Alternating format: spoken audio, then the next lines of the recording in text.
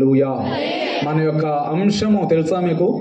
మన పాంప్లెట్స్లో కానీ ఈ 40 రోజులు కానీ మీరు గమనించుంటుంటే సుమారుగా దీని మీదే నేను ఒక 30 రోజుల వాక్యం చెప్పా. ఈ ఒక్క వచనం తీసుకొని తనకు మొర్ర పెట్టువారి అందరికీ, అందరూ చెప్పాలి. ఇంక మీరు కొంచెంసేపు యాక్టివ్గా ఉండండి, నేను త్వరగానే ముగించడానికి ప్రయత్నం చేస్తాను. తనకు మొర్ర పెట్టువారి అందరికీ అని చెప్పగానే దానిలోనే విషయం అంతా వచ్చేసింది.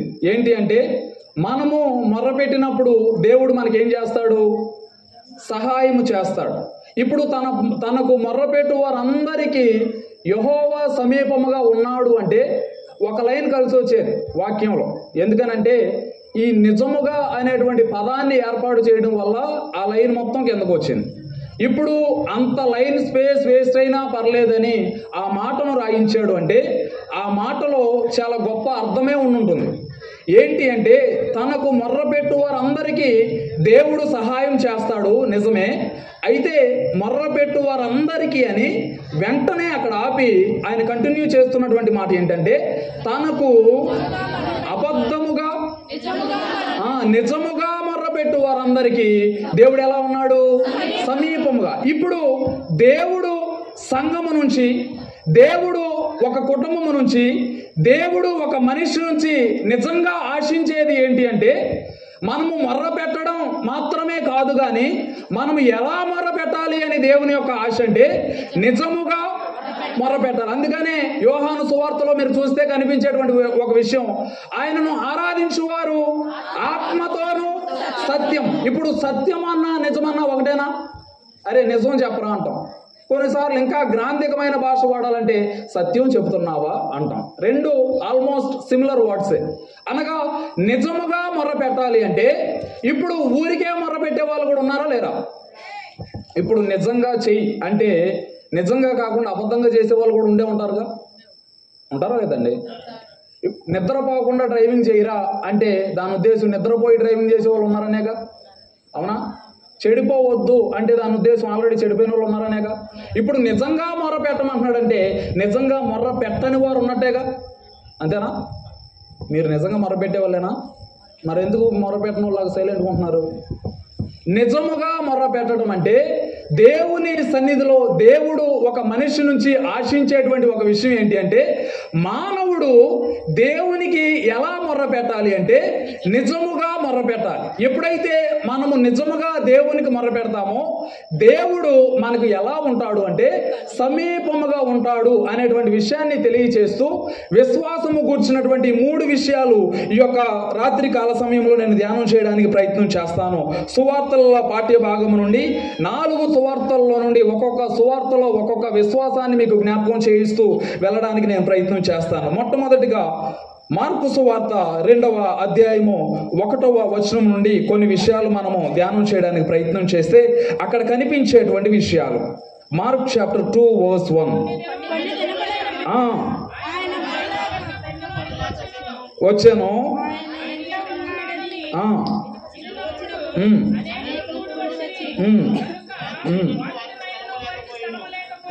ఓకే.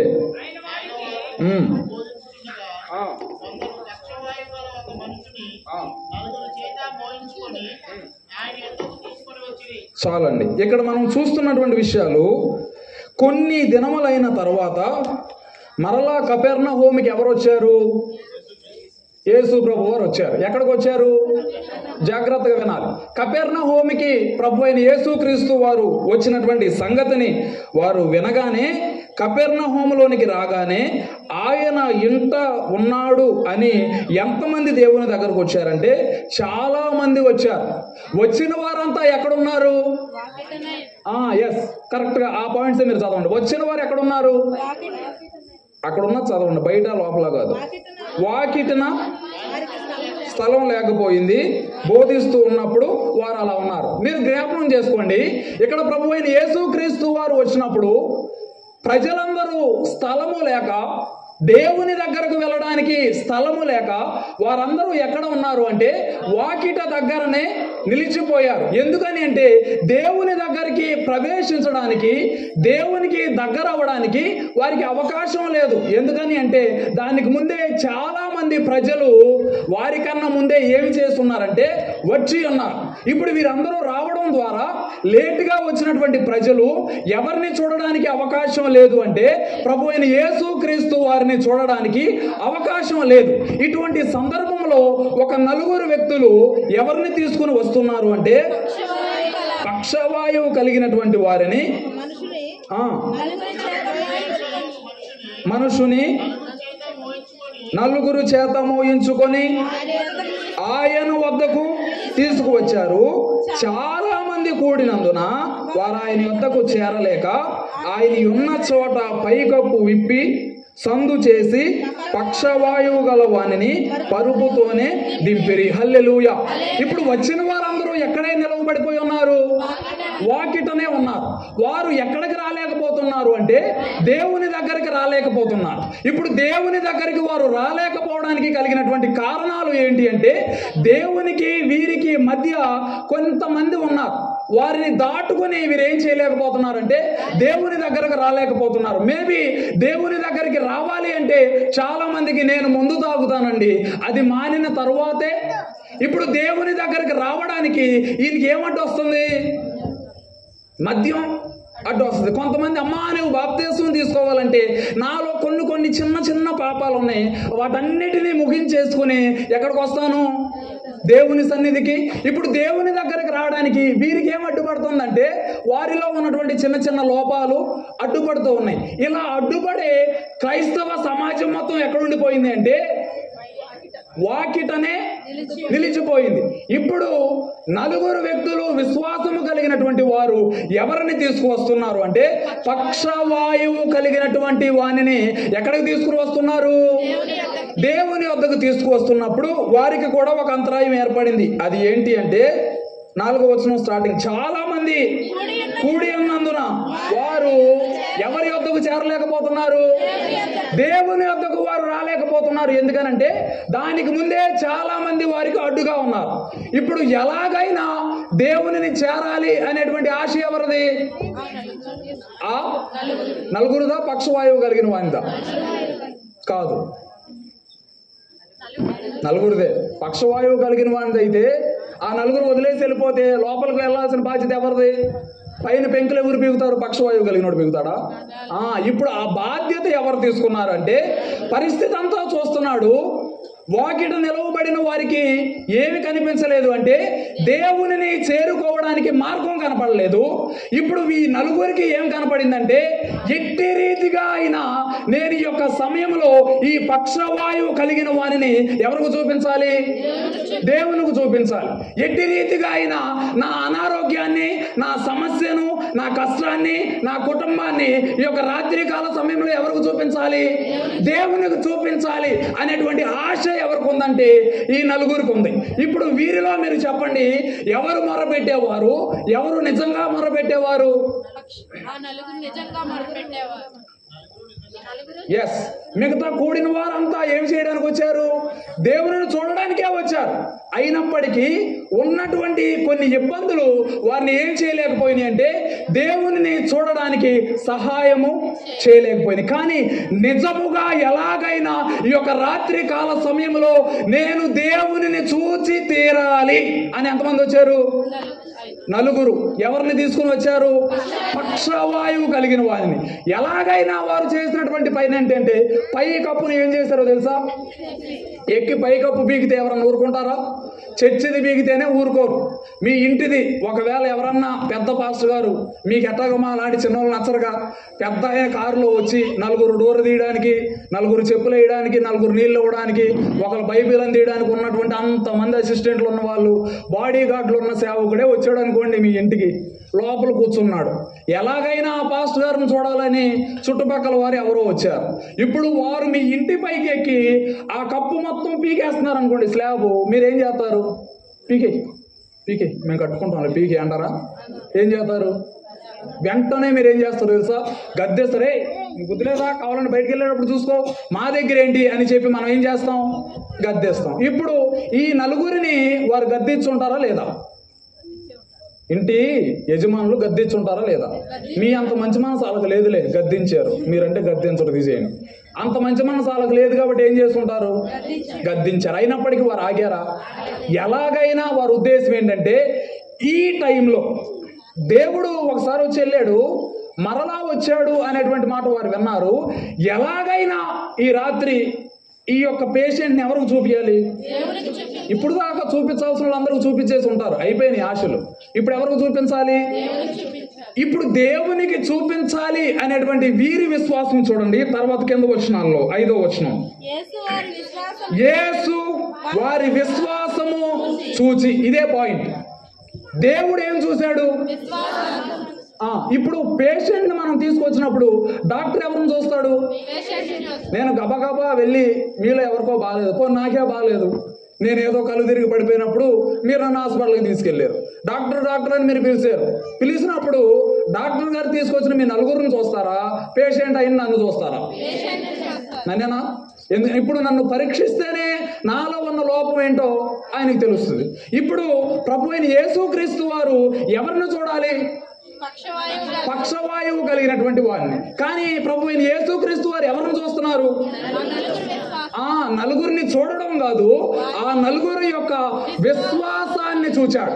దేవుడు యొక్క రాత్రి కాల సమయంలో ఎటువంటి పరిస్థితి, ఏ మూలో ఏ చివరో ఎవరికి కనపడకుండా నీవు ఎక్కడ కూర్చున్నప్పటికీ దేవుడు నీలో చూచేది ఏంటి అంటే నీ విశ్వాసాన్ని ఈ యొక్క రాత్రి కాల సమయంలో చూస్తాడు.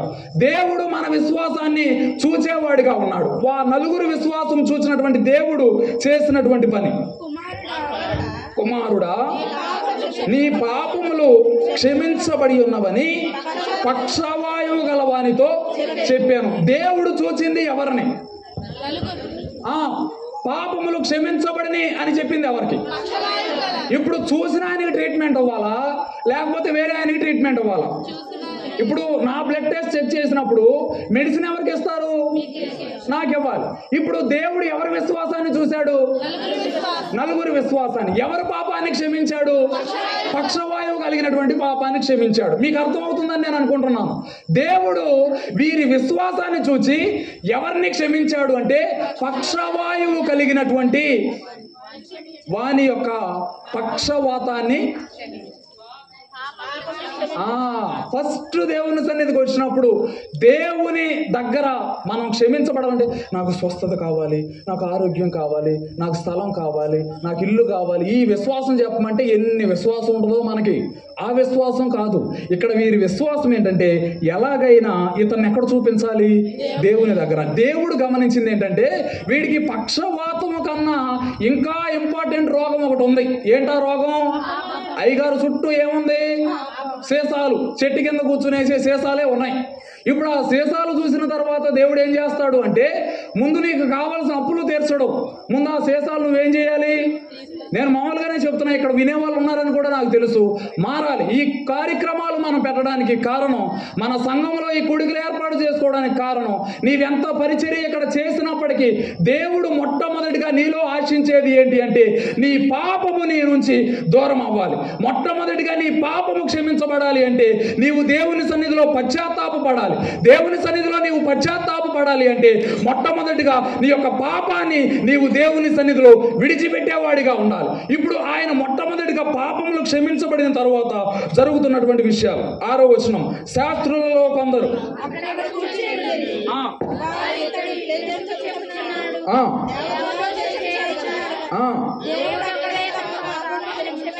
వెంటనే వచ్చేసింది. ఏంటది?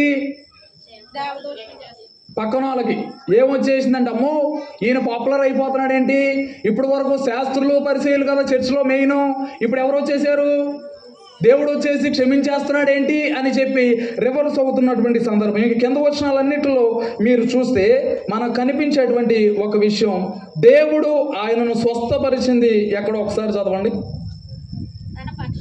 11వ వచనం, పక్షవాయువు గలవానిని చూచి నీవు లేచి నీ పరిపెత్తుకొని ఇంటికి పొమ్మని నీతో చెప్పుచున్నాను నేను. 10 రోజుల తరువాత చదవండి, కంటిన్యూషన్.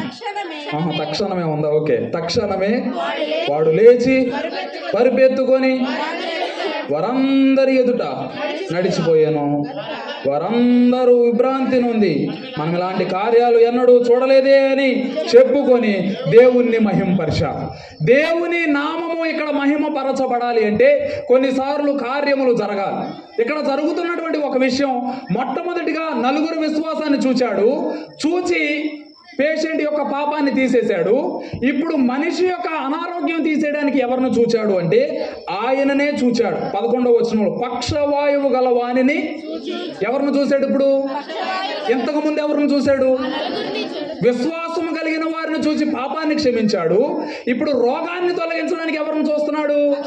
ఇప్పుడు పాపము క్షమించబడిన తర్వాత డైరెక్ట్ గా దేవునితో నీకేమైపోయింది అంటే సంబంధం ఏర్పడింది. ఇప్పుడు దేవుడు డైరెక్ట్ గా ఎవరిని చూస్తున్నాడు అంటే పక్షవాయువు కలిగినటువంటి వ్యక్తిని చూస్తున్నాడు.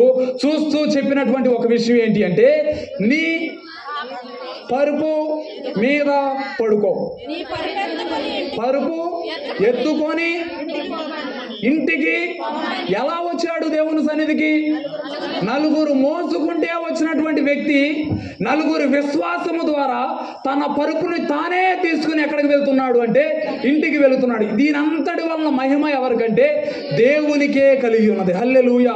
మొట్టమొదటిగా నేను జ్ఞాపకం చేస్తున్నటువంటి ఒక విషయం ఏంటి అంటే దేవుడు నలుగురు విశ్వాసాన్ని చూచి ఎవరిని స్వస్థపరిచాడు అంటే వారి ద్వారా వచ్చినటువంటి ఒక వ్యక్తిని స్వస్థపరిచినటువంటి విధానము మనం చూడగలుగుతున్నాం. అదేవిధంగా మత్తయి సువార్త 15వ అధ్యాయము 21వ వచనంలో మనం చూసినట్లయితే మాథ్యూ చాప్టర్ 15:21 15వ అధ్యాయము 21వ వచనంలో మనం చూస్తే మనం చూడగలిగినటువంటి విషయం, యేసు అక్కడ నుండి బయలుదేరి తూరు సీదోన్ల ప్రాంతము వెళ్ళగా ఆ ప్రాంతము నుండి కానాను స్త్రీ ఒకటి వచ్చి, ప్రభువా, దావీదు కుమారుడా, నన్ను కరుణింపుము, నా కుమార్తె దెయ్యము పట్టి బహుబాధపడుచున్నదని కేకలు వేస్తేను. హల్లెలూయా.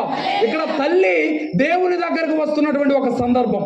దేవుడు అటు ప్రయాణిస్తూ ఉండగా దేవుని దగ్గరకు ఎవరు వచ్చారు అంటే తల్లి వచ్చింది. మొట్టమొదటిగా ఆమె అడుగుతున్నటువంటి మాట, ప్రభువా, ఎవరిని కరుణించాలి? అదేనా ఉంది? ఎవరిని కరుణించాలి? ఫస్ట్ నన్ను కరుణించుము అని చెప్పి ఇప్పుడు ఆమె చెప్తున్నటువంటి మాట ఏంటంటే నా కుమార్తె దెయ్యము పట్టి. ఏమి దెయ్యం? ఇంట్లో అమ్మా నాన్న మాట వినకుండా కూర్చునే దెయ్యం. ఏమి దెయ్యం? ఫోన్లు పట్టుకుని వదలకుండా కూర్చునే దెయ్యం. ఏమి దెయ్యం? బాబరే, ఆ బెంచ్ మీద ఉన్న వాళ్ళంతా రండి, పేర్లు చదువుతా ఇప్పుడు 2 నిమిషాల్లో మీరు రాకపోతే. అరే దా, పేర్లు చదివించుకోవద్దు, వచ్చేయండి. ఆ గేట్లో ఉంచాను, వచ్చేయండి. ఇది ఈ దెయ్యం. ఏ దెయ్యం? మీటింగ్ జరుగుతుంటే పక్కన మాట్లాడే దెయ్యం. ఈ దెయ్యం ఏంటిది అంటే ఇక్కడ ప్రార్థన జరుగుతూనే ఉండగా 2 చుక్కలు వేసుకుని వచ్చి ఇక్కడ పనిచేసే దెయ్యం. ఈ దెయ్యాలన్నీ సుమారుగా అన్నీ పట్టేసి ఉంటాం కారణాన వారు ఏం చేస్తున్నారు అంటే బాధపడుతూ ఉన్నారు. వారికి తెలియడం లేదు. అయినప్పటికీ వారిలో జరుగుతున్నది ఏంటంటే బాధ. ఒక్కొక్కరికి ఒక్కొక్క దెయ్యం. తిండిపోతు దెయ్యం ఒకరికి పట్టిద్ది, ఫోన్ చూసేది ఒకటి పట్టిద్ది, తల్లిదండ్రుల మాట వినకుండా చూసేది, పిల్లలను పట్టించుకోకుండా ఉండేది, సొంత భార్యను పట్టించుకోకుండా వేరే వాళ్ళకి ప్రేమ చూపించేది, సొంత భర్తను పట్టించుకోకుండా వేరే వాళ్ళకి ప్రేమ చూపించేటువంటి దెయ్యాలు పట్టడం లేదా అంటే పడుతున్నాయి ఈ రోజుల్లో. అందుకనే రక్తశక్తమై అనేక మంది చనిపోతున్నారు. ఎందుకనంటే ఈ దెయ్యాలు పట్టడం వల్లే. ఈ దెయ్యం కుటుంబాలను ఏం చేస్తుందంటే బాధ పెడుతూ ఉన్నది. ఈ దెయ్యం కుటుంబాలను ఏం చేస్తుందంటే విడదీస్తూ ఉంది. ఈ దెయ్యం కుటుంబాలను ఏం చేస్తుందంటే ఉన్నటువంటి ఐక్యతను చెడగొడుతూ ఉన్నది. ఈ దెయ్యం ఏం చేస్తుందంటే పిల్లలు తల్లిదండ్రుల మాట వినాల్సినటువంటి వారు నా తండ్రి ఎలా చేస్తున్నాడు కదా, నా తల్లే ఎలా చేస్తుంది కదా, నేనేమి చేస్తే ఏంటిలే అనేటువంటి దెయ్యాలు పట్టి ఈ దినాలలో కుటుంబాలు విడిపోతున్నటువంటి సందర్భాలు లేవా అంటే ఉన్నాయి. ఈ దెయ్యాలు పట్టి అనేక మంది తల్లులు ఏడవడం లేదా అంటే ఏడుస్తున్నారు. కుమార్తెల నిమిత్తం, కుమారుల నిమిత్తము సంతోషించాల్సినటువంటి తల్లిదండ్రులు అయ్యా నాకు బిడ్డలు లేరు అని చెప్పి ఏడ్చి దేవుని దగ్గర పొందుకున్నటువంటి సంతానము ఈ రోజుల్లో వారిని ఏడుపు పాలు చేస్తున్నారు అంటే తల్లిదండ్రులు ఎంతో బాధపడుతూ ఉన్నారు. ఆ బాధతోనే ఒక తల్లి దేవుని దగ్గరకు వచ్చి మాట్లాడుతున్నటువంటి మాట, అయ్యా నా కుమార్తెకి ఏం పట్టిందో తెలుసా? దెయ్యము పట్టి ఎలా బాధపడుతుందంటే బహు బాధపడుతుంది. కొంచెం బాధ కాదు, నాకున్నటువంటి బాధ ఎవరు తీర్చలేనటువంటిది. అంత బాధ ఆమె పడుతుంది. కాబట్టి చదవండి. మీరు కంటిన్యూషన్ వెళ్ళిపోవాలి, నేను ఆపేడు ఆయన. అందుకు ఆయన ఆమెతో ఒక్క మాట అయినా నువ్వు చెప్పలేదు. అప్పుడు ఆయన శిష్యులు వచ్చి, ఈమె మన వెంట వచ్చి కేకలు వేస్తుందయ్యా, ఏమన్నా పంపించే అని వేడుకున్నారు. అప్పుడు ఇశ్రాయేలీయులు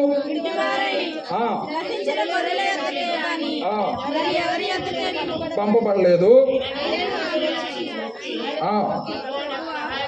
ప్రభువా నాకు సహాయము చేయమని అడిగాను. అందుకాయన పిల్లలు రొట్టెలు తీసుకొని ఒక్క పిల్లలకు వేయుట యుక్తము కాదని చెప్పగా. హల్లెలూయా. ఇప్పుడు తన కుమార్తెలో ఉన్నటువంటి బలహీనత ద్వారా ఆమె దేవుని దగ్గరకు వచ్చినప్పుడు ఆమెకు ఎదురైనటువంటి ఒక విషయం ఏంటి అంటే, ఏమి ఎదురైంది? రాగానమ్మ నా కుమార్తె వచ్చే వద్దా, నేను తీసేస్తా, దేవి వెళ్ళిపోద్ది అన్నాడా? ఒక్క మాట కూడా ఆయన ఏం చేయలేదు తెలుసా? ఆమె ఆ పై వచనంలో ఏం చేసిందో చూడండి. కేకలు వేస్తే దేవుని సమాధానం ఏంటో తెలుసా? ఒక్క మాట అయినా దేవుని సన్నిధిలో ఏడిసి నా గొంతంతా అయిపోతుంది, ఏమి రావట్లేదు సమాధానం. ఇది మొర్రపెట్టే బ్యాచ్. నిజంగా మొర్రపెట్టే బ్యాచ్ కోసం ఎవరు చూస్తున్నారు? దేవుడు చూస్తున్నాడు. ఇప్పుడు తల్లి వచ్చింది, దేవుని సన్నిధిలో మొర్రపెట్టింది. చెప్పిన తర్వాత దేవుడు అంటున్నాడు, నేను ఎవరి దగ్గరకు వచ్చాను? ఉండకమ్మా, రెడ్లైంది అక్కడ ఉంది చూడండి అమ్మా.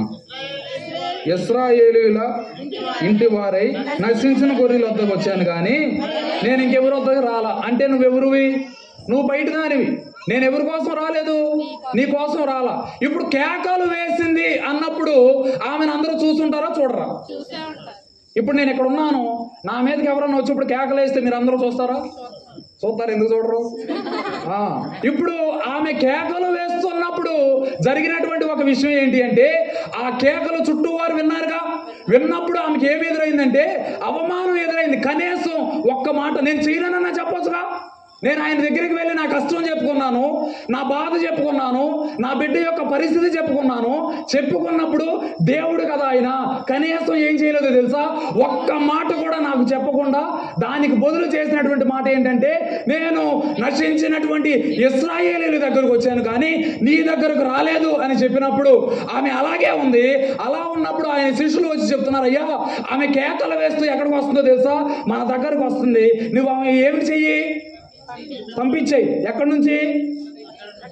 ఇప్పుడు ఎవరైనా ఇక్కడ కూర్చున్న వాళ్ళలో, మా చర్చ్ వాళ్ళు, మా పెద్దలు నా దగ్గరకు వచ్చి, అయ్యగారు మన చర్చికి రాదు, ఎందుకు ఇక్కడ కూర్చొని పంపించేయండి అని మైక్లో చెప్తే మీకు ఎలా ఉంటుంది? మళ్ళీ ఎప్పుడన్నా వస్తారా మా చర్చికి? పాంప్లెట్ ఇచ్చి రిక్వెస్ట్ చేసిన వస్తారా? ఇప్పుడు జస్ట్ ఎంతమందిలో మీ అవమానం తెలుసా? 100, 150. ఇప్పుడు ఆమెకు జరిగిన అవమానం ఎంతమందిలో తెలుసా? దేవుడు ఉన్నాడంటే సుమారు ఎంతమంది ఉంటారు? అంతమందిలో ఆమెకు కలిగినటువంటి అవమానం తర్వాత కూడా ఆమె చేస్తున్నటువంటి ప్రార్థన చూడండి. దానిపైన ఒకసారి చదువు. అయినను, ఇది చూడండి పాయింట్ ఏంటంటే అక్కడ అయినను ఆమె వచ్చింది.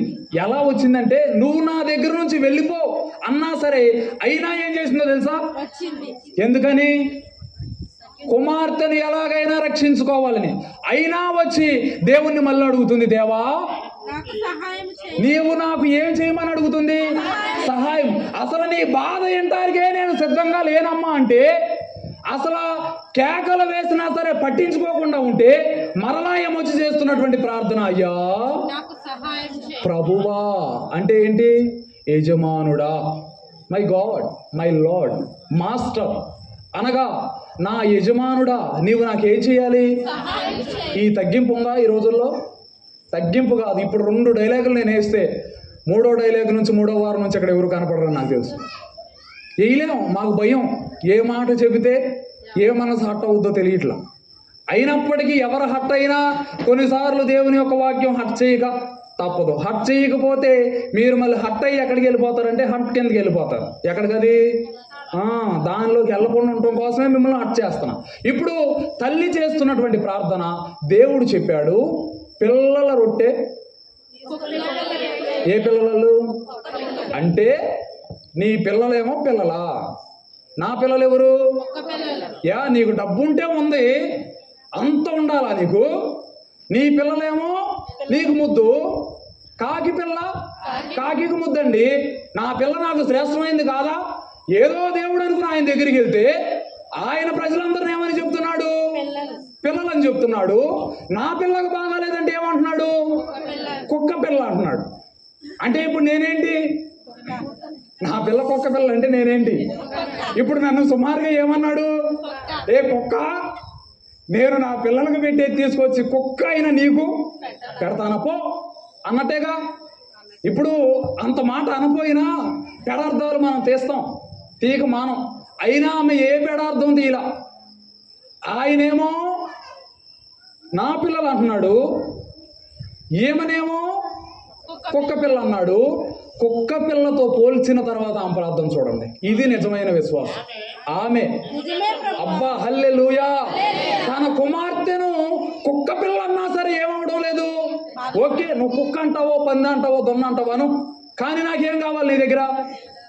నా కుమార్తె స్వస్థపరచబడడం కావాలి. నీవు నన్ను ఏదైనా అను. ఇప్పుడు హన్నా కూడా దేవుని సన్నిధిలో ప్రార్థిస్తూ ఉన్నప్పుడు ఏలీ వచ్చి అన్నాడు, ఓ మత్తురాలైన దానలే. ఇప్పుడు ఆమె ఏమనాలి? నీ చర్చి కాకపోతే ఇంకో చర్చికి వెళ్ళి ఏడవలేనా? అక్కడ ఏడితే దేవుడు లేడా? ఏ చర్చిలో అయినా ఒకే దేవుడు, నేను ఆ చర్చిలో వెళ్ళి ఏడుతాను వెళ్ళేదేమో. కానీ హన్నా ఏమందో తెలుసా? నా ఏలినవాడ. ఎవరితో? తాగుబోతురాలకు అవతలకి అన్నామతో అమ్మగారు అంటున్నారు, నా కుక్క అవతలకు పో అంటే ఏం చెప్తుంది ఇప్పుడు ఆమె? ఇప్పుడు నువ్వు కుక్క అన్నా సరే ఆమె ఏం చేస్తుంది? ఒప్పుకున్న. దేవుని సన్నిధిలో నీకు అవమానమైనా సరే నీవెక్కడ ఉండాలి? అది నిజం. ఈ రోజుల్లో నేను చెప్పకూడదు, పార్టీ అభిమానాలు ఉంటాయి. ఇప్పుడు ఓడిపోయినటువంటి పార్టీ తరపు ఓడిపోయిన తర్వాత కూడా వాళ్ళు వెనుకున్న వాళ్ళు ఏ అభిమానులు కదా? ఓడిపోగానే పార్టీ మార్చి అడి తిరిగినోడు ఏ అభిమాని? తెలియనట్టు నటించవద్దు, మైక్ లో చెప్పట్లేదు, లైవ్ వెళ్తుంది. ఓకే, ఇప్పుడు పార్టీ తరపు మనం ఉన్నప్పుడు గెలిచినంతసేపు ఊపుకుని తిరుగుతాం. ఎప్పుడైతే ఓడిపోయిందో అప్పుడు నిజమైన అభిమాని ఎవడో బయటకు వచ్చేస్తాడు. నిజంగానోడు గెలిచిన జెండాలు పట్టుకుని బటర్ మిల్క్ కోసం, సీసాల కోసం పరిగెడితే, నిజమైన వాడు నువ్వు నన్ను చంపినా ఏమి చేసినా నేను ఎక్కడుంటాను? ఇప్పుడు వీడెవడు? ఇప్పుడు నిజమైన వాడెవడు? మైక్ కూడా ఆపేసాడు. ఇప్పుడు నిజమైన వాడెవడు? ఓటములో, అవమానములో, ఇబ్బందులో, నిస్సహాయ పరిస్థితిలో, అధికారము లేనప్పుడు, ఎవరి దగ్గర గౌరవము కూడా దొరకనప్పుడు వెంబడించేవాడు ఎవడంటే నిజమైన వాడు. ఇప్పుడు ఈమెకు అవమానము కలిగిన, అభ్యంతరం కలిగిన కుమార్తెను ఆమె దగ్గరికి రావడానికి ఇష్టపడకపోయినా నీవు కుక్క పిల్లవి అని పోల్చినప్పటికీ ఆమె చెప్తున్నటువంటి మాట నిజమే ప్రభువా. హల్లెలూయా, హల్లెలూయా. దేవుని సన్నిధిలో మాట్లాడుతున్నటువంటి మాట నిజమే ప్రభువా. అయితే కుక్క పిల్లలకు కూడా తన యజమానుని బల్ల మీద నుండి పడు రొట్టె ముక్కలు తింటే కదా.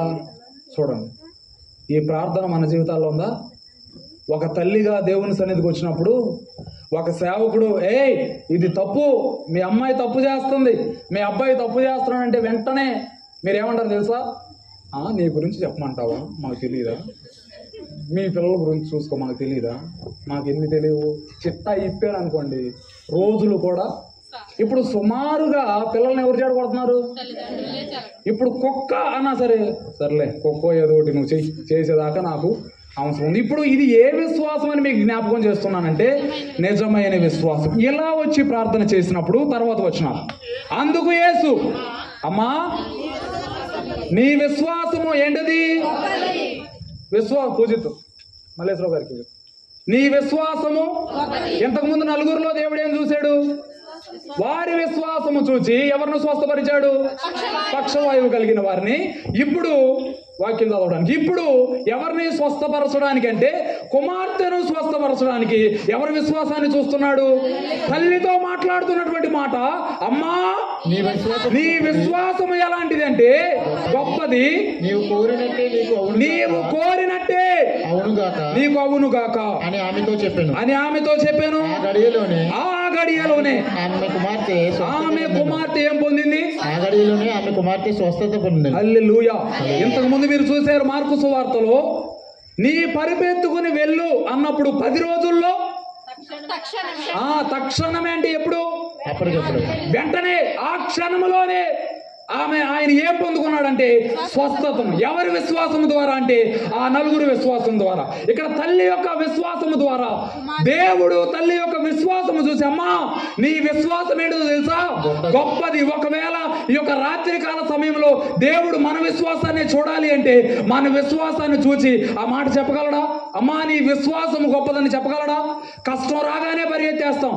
కష్టం రాగానే అక్కడికి వెళితే గర్భఫలం వచ్చింది, ఇక్కడికి వెళ్తే స్వస్థత వచ్చింది, ఇక్కడ 1,00,000 రూపాయలు ఇస్తే అది వచ్చింది అని చెప్పి పరిగెత్తే నీకు ఇంకా నీ విశ్వాసం ఎప్పుడు కనపరుచుకుంటావు? దేవుడు నిన్ను ఏం చూస్తాడు అంటే నీ విశ్వాసాన్ని. ఈమె యొక్క విశ్వాసాన్ని ఎక్కడ చూశాడంటే 1,00,000 మంది ఉన్నటువంటి సంఘంలో కాదు. ఈమె విశ్వాసాన్ని ఎక్కడ చూశాడంటే స్వస్థతాలయంలో కాదు.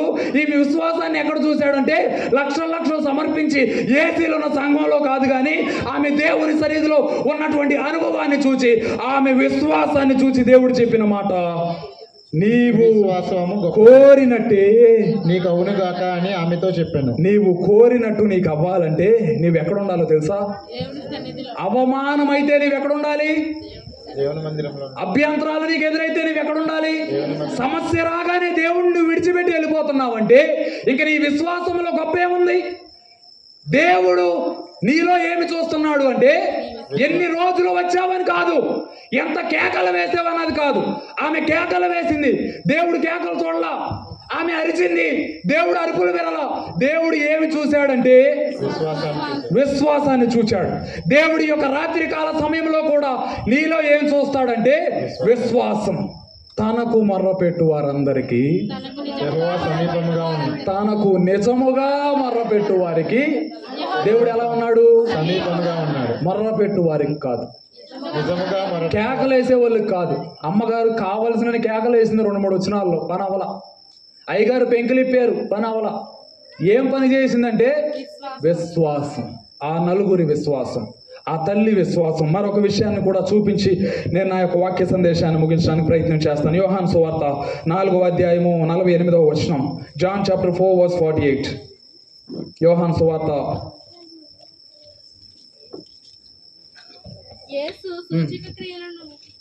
అదేనమ్మా, యేసు సూచక్రియలను మహత్కార్యములను చూడకుంటే మీరెంత మాత్రము నమ్మరని అతనితో చెప్పాడు.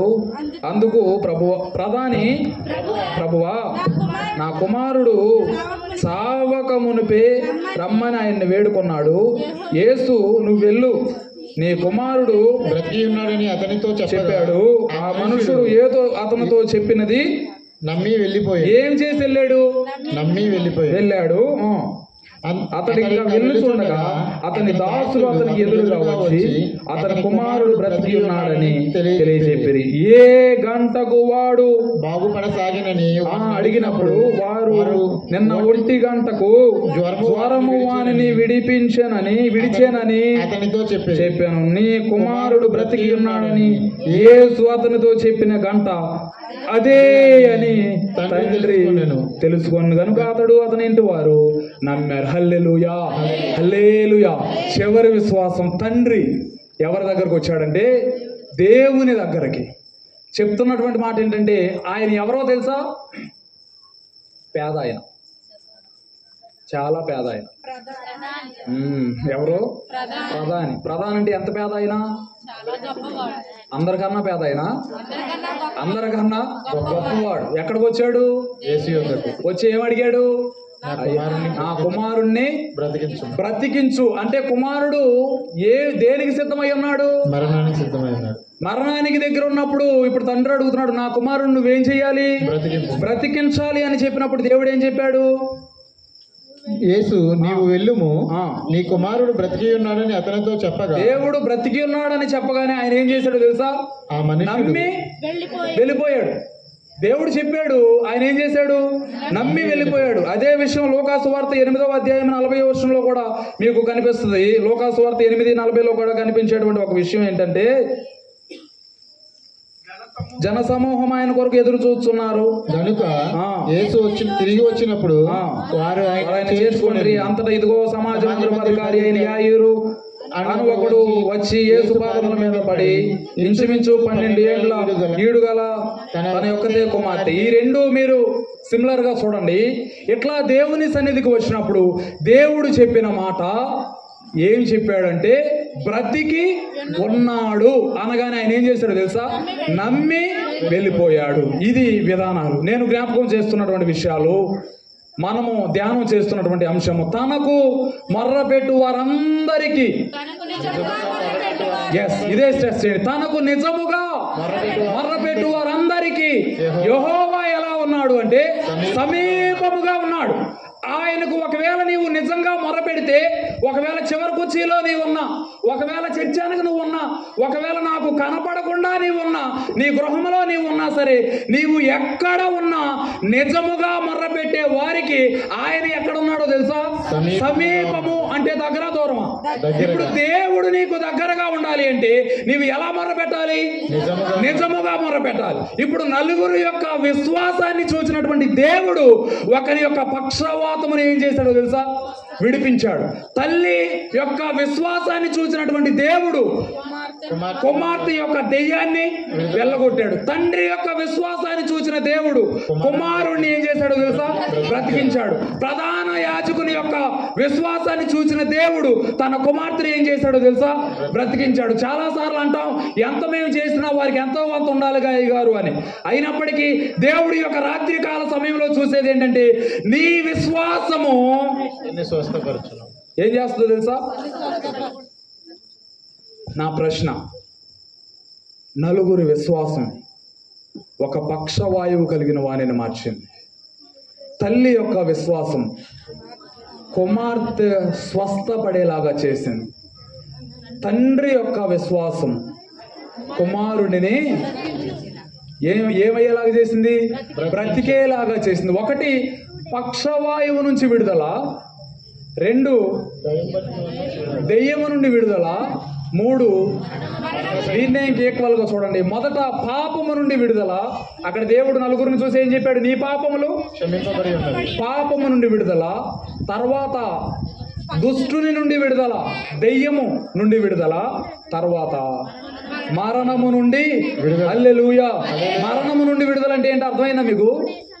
ఏంటది? హాస్పిటల్కి వెళ్ళి హార్ట్ అటాక్ అంటే స్టంట్ వేసి బతికించడమా? మరేంటిది?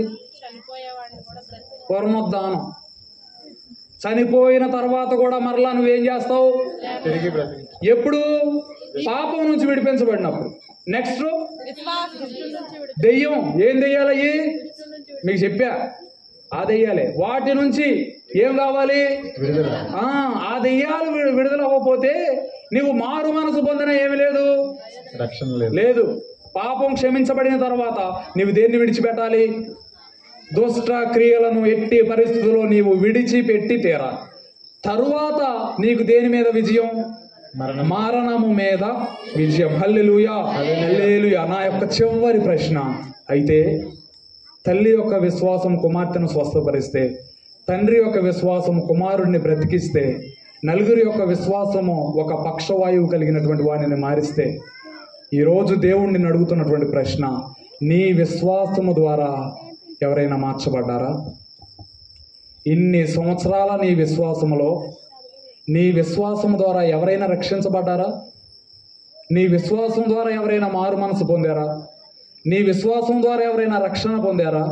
నీ విశ్వాసం ద్వారా ఎవరైనా పాప క్షమాపణ పొందారా? పాపం నుంచి దేవుడు నీ విశ్వాసాన్ని చూచి నీ కుమార్తెను విడిపిస్తాడు.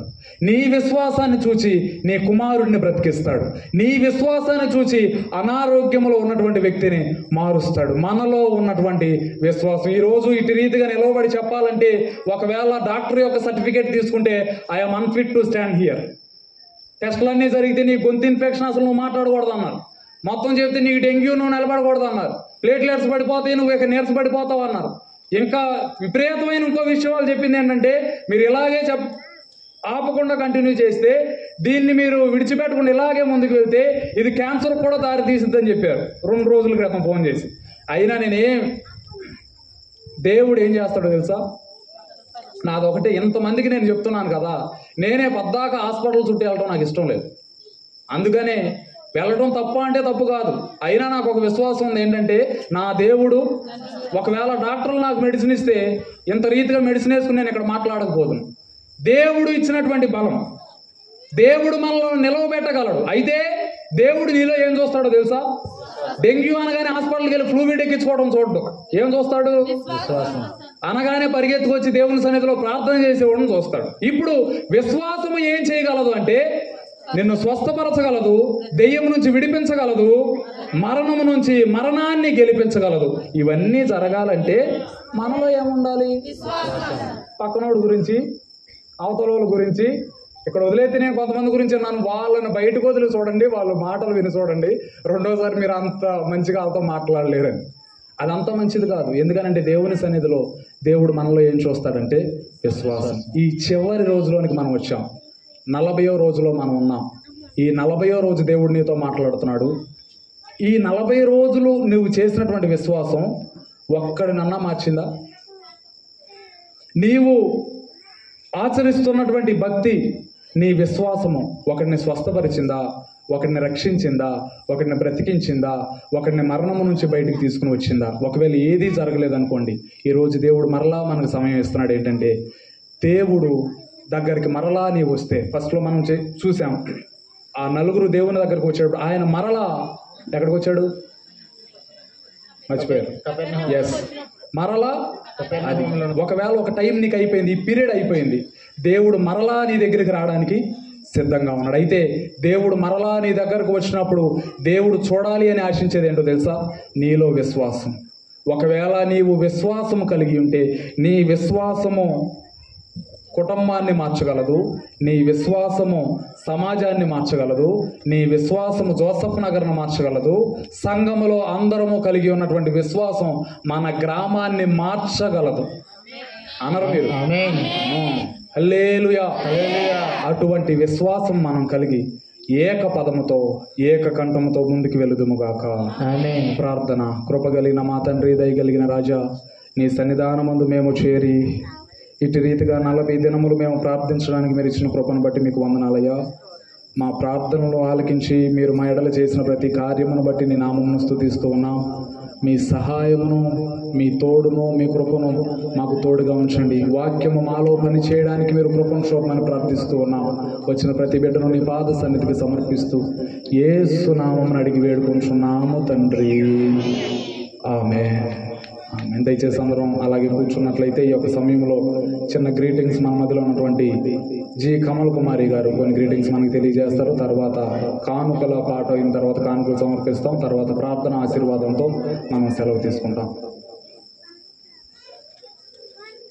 ఎంత ఆనందంగా ఉన్నారో మీరు. అమ్మాయి ఈ 40 రోజులు వదిలేసాడు మమ్మల్ని, రోజు ప్రార్థన ఇబ్బంది పెట్టాడు అన్నట్టు కూర్చున్నారు. హల్లెలూయా.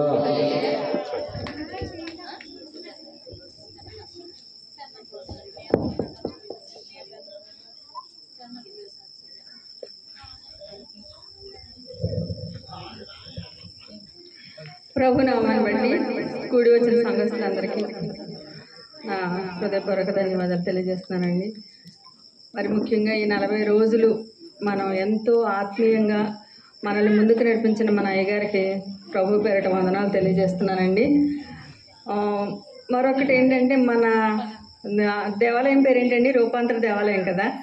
ఎంత రూపాంతరం చెందిందో మీకు అందరికీ కనిపిస్తుంది అనుకుంటున్నాను. మరి నేను చాలా సుందరంగా, ఇది ఎంత భయంకరంగా ఉండేది ఇది వరకు, పాత ఫోటోలు చూస్తే మీకు అర్థమవుతుందేమో. దాన్ని ఎంతో ప్రయాసపడి అయ్యగారు, అంటే మనం సపోర్ట్ లేకుండా ఆయన చేయలేదు, కానీ ఆయన ప్రోత్సాహంతో మనం ముందుకు వెళ్ళాము. ఈ దేవాలయాన్ని ఇంత సుందరంగా తీర్చిదిద్దుకున్నాము. అట్టి రీతిగానే మన ఆత్మీయంగా కూడా మనం సంఘం ముందుకు వెళుతూ ఉందని నేను ఆశపడుతున్నాను, నమ్ముతున్నాను కూడాను.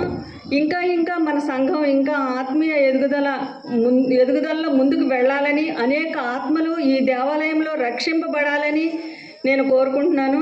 మరి ముఖ్యంగా అయ్యగారి విషయం గురించి అయితే పాపం డెంగ్యూ ఫీవర్ అంటే మీకు తెలియదు, పడున్న వాళ్ళకి అర్థమవుద్ది అది ఎంత భయంకరమైన నీరసం ఉంటుందంటే దగ్గర 6 నెలలు పడద్దండి కోలుకోవడానికి. అది చాలా చాలా భయంకరంగా మనిషిని కృంగతీసేస్తుంది. మరి ఆయనకి దేవుడిచ్చిన శక్తే తప్ప మరి మానవ శక్తి అయితే కాదు నేను అనుకుంటున్నాను. ఎందుకంటే నేను ఒకనొక టైంలో డెంగ్యూ ఫీవర్కి గురయ్యాను.